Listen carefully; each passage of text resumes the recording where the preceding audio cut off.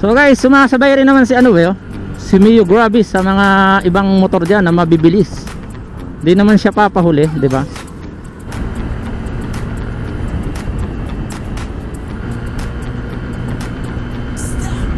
All stock Yamaha Mio Gravis 125.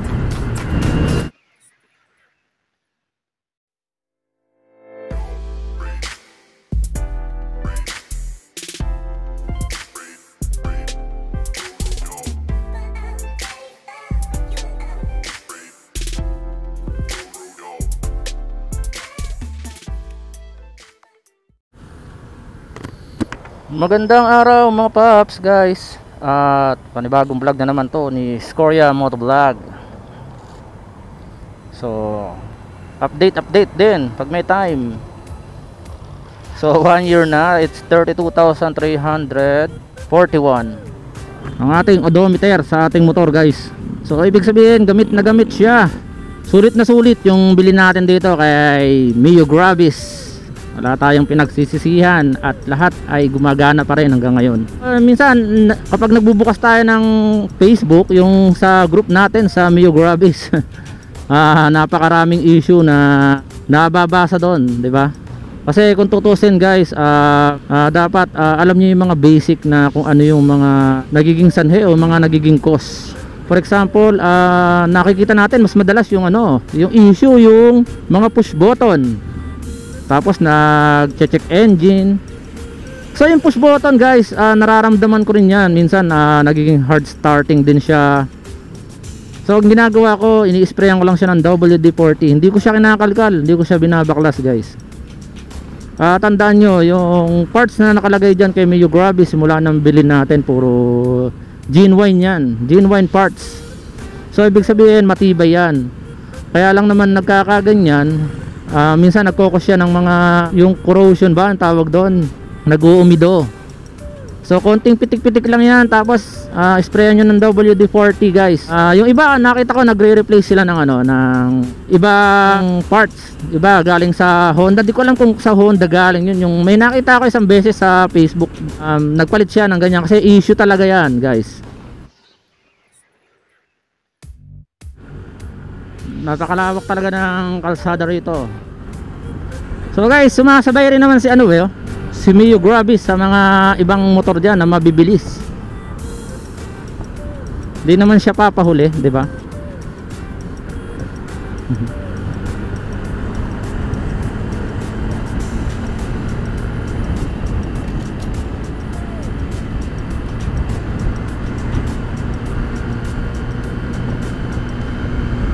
All stock Yamaha Mio Gravis 125.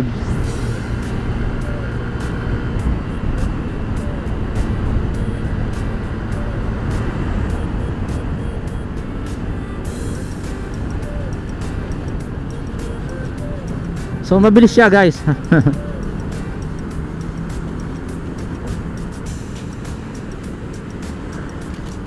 Ang daming umahataw rito.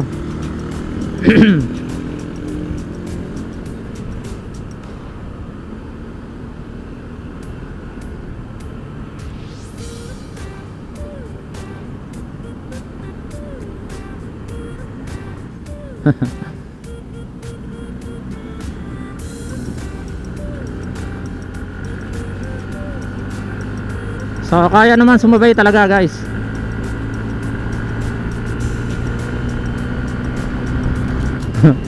Huwag na natin isagad, nakakatakot. Tsaka hindi sapat yung yung lugar.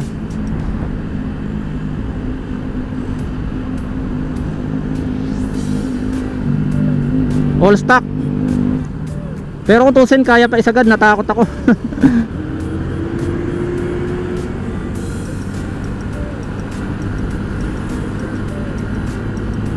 Kumbaga na-try lang naman natin.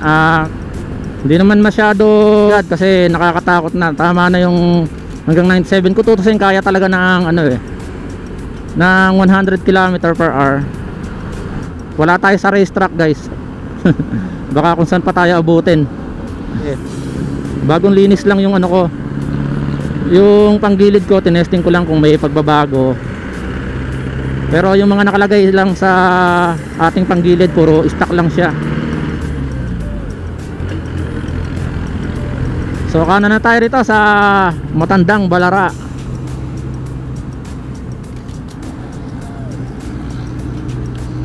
So guys, kung siguro kung gusto pa nating dagdagan ng bilis ng Yamaha Mio Gravis natin, siguro pwede tayo mag-upgrade ng bola. Magdagdag tayo or magbawas, depende sa bigat ng tao eh. Ako kasi nasa 72 kilo. Di natin alam kung ano yung idadagdag natin, kung ano yung papalitan para bumilis. Pero yung Arangkada guys, okay naman yung Arangkada ng natin, ng motor natin.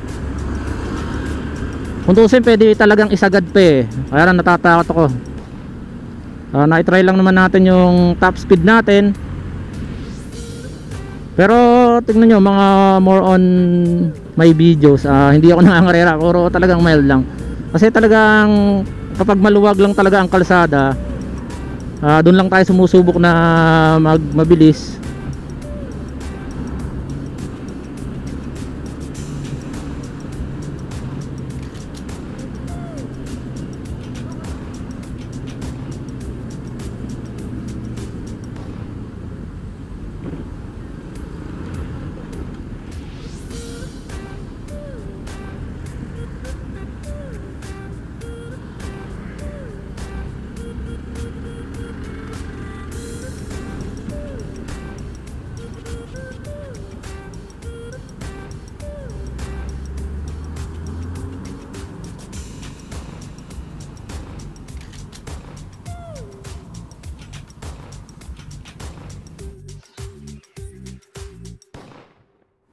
So yun nga guys, no, kung mag-a-adjust tayo ng ng bilis ng ating motor, siguro kailangan lang natin mag-upgrade ng kaunti. So ganun lang guys. 1 year and saktong 1 year to.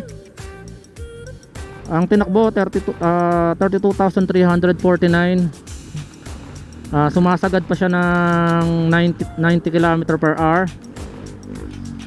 Tapos ang Arangkada din nagbabago. Puro linis lang ang ginagawa natin. Hindi pa siya na-tune up guys.